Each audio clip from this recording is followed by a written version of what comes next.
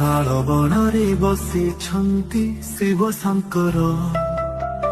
ଭକ୍ତମାନେ ଡାକନ୍ତି ଶ୍ରୀ ବାବା ତୁମ୍ବେଶ୍ୱର। ବାବାଙ୍କ ସମ୍ମୁଖରେ ନନ୍ଦୀ ଅଛନ୍ତି ରହି। ଭକ୍ତମାନେ ଗୁହାରି କରନ୍ତି ଶ୍ରଦ୍ଧାରେ ଯାଇ।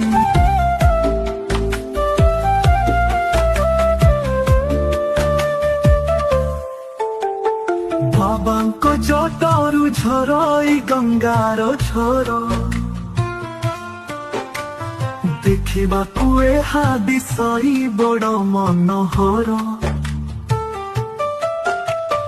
ମନ୍ଦିର ବେଢ଼ାରେ ଅନେକ ଫୁଲ। ପ୍ରକୃତିର ସୁନ୍ଦରତା କରୁଛି ଝଲମଲ।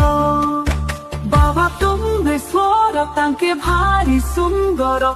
ଭକ୍ତମାନେ ଡାକନ୍ତି ବାବା ତୁମ୍ବେଶ୍ୱର।